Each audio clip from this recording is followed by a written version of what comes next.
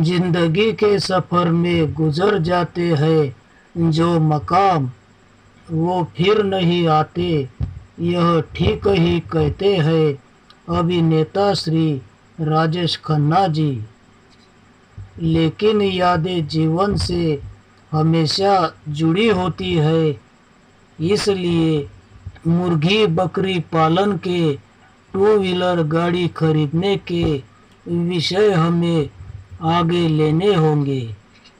तो खेती को लग के जो व्यवसाय मेरे पहले से होने के कारण जो व्यक्ति नई चीज बनाने को बुकिंग करते थे लोहे की, उन्हें एक महीने या 15 दिन ऐसी तारीख पहले से देकर उन्हें चिंता मुक्त कर देना, ऐसी आदत सभी ग्राहकों में पहले से ही जागरूक कर देना। हमने दोनों ने निश्चिंत रहना, काम करना, खाना पीना, ऐसे नियम मैंने जीवन की शांति के लिए पहले से बना रखे हैं। अर्जेंट वालों की सिर्फ मैं टूटी चीजें ही बनाता था। इस नियम के कारण मेरे सभी कार्य ठीक से चलते थे। दिन रात काम में व्यस्त रहने की आदत मुझे पहले से है, और गांव में उस वक्त मोटरसाइकिल नहीं के बराबर थी, 2-4 हो भी सकती है। तब एक जवान फावड़ी को वेल्डिंग करने आया और उसने मुझे कहा कि हमें जो व्यक्ति खाना डिब्बों में भरकर साइकिल को टांग कर लाता है, वो देर भी बहुत कर देता है। वो पैदल आता है या बैठकर, उसे ही मालूम। लेकिन हमारे जिस डिब्बों के अंदर जो सब्जी होती है, उस सब्जी के ऊपर जो तरी होती है, उस तरी को रास्ते से वो गिराते गिराते हमारे पास आता है, और उसे सिर्फ 2 वक्त यही काम है, और उसे रोज भी मिलता है। और आप अगर आएंगे तो हम आपको पेट्रोल के अलग और रोजंदारी भी देंगे। तो काम का विषय मैंने उस जवान से समझ लिया। वह काम ऐसा था कि श्री अटल बिहारी योजना, पानी अड़वा पानी जिरवा, ऐसी योजना थी।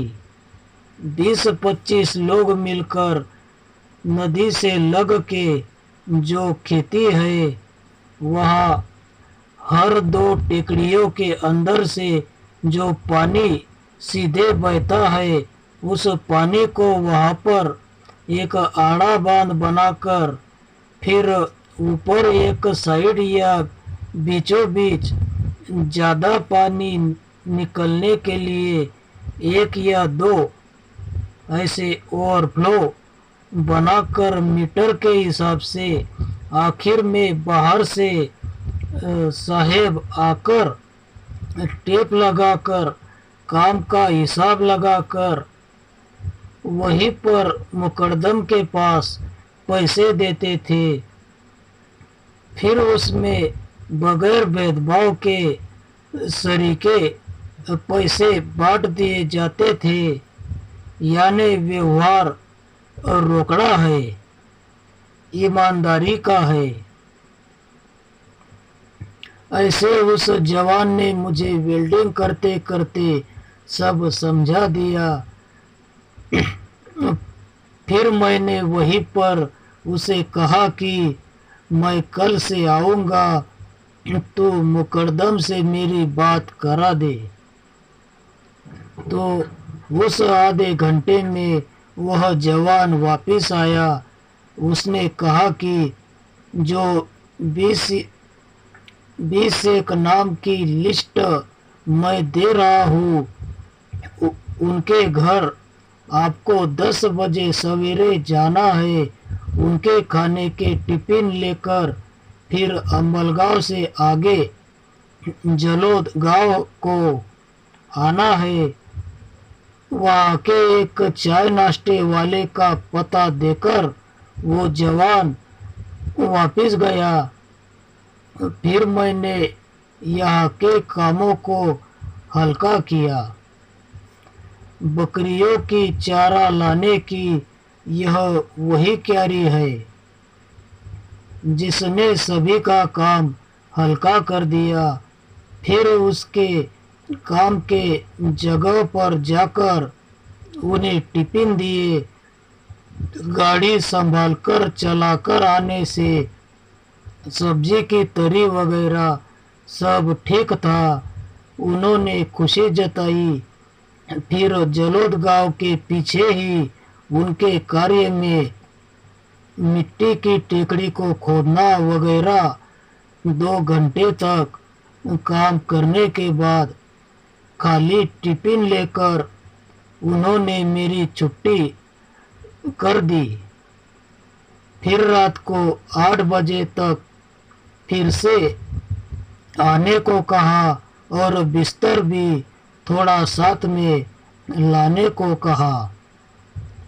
वे लोग वहाँ पर ही कार्य पूर्ण होने तक रहते थे। तारीख के हिसाब से वह फरवरी महीना था। घर की खेती का दादर नाम की फसल का चारा भी मेरे पास भरपूर था। सवेरे वे लोग एक बड़े बर्तन में पोहा भरपूर बनाते थे, क्योंकि टिकम नाम का यह औजार भले भरे पेट से ही चलता है। ऐसा अनुभव मुझे उनके साथ आया तो काम और गांव बदलते गए। मेहरगांव, जलोद, मटगहान, गंगापुरी, फिर आखिरी गांव निम्बोरा कलाली के बीच हिस्से में चला और बरसात के मौसम के कारण काम बंद हुआ। तो रोजगार हमी योजना का मेरा अनुभव खुशी वाला रहा। मिट्टी के काम बहुत मजबूत काम होते हैं, जिसे स्व इच्छा से मैंने किया था। इधर उधर के जाते आते बदलते रास्ते से कुछ केले के बाग वाले किसान भाइयों से मेरी मुलाकात भी हुई। बकरियों का चारे का काम भी होता गया। पील पत्ती के वजन का और पहने हुए कपड़ों की हमेशा के लिए जो बुरी हालत बनती है वो भी अनुभव आया।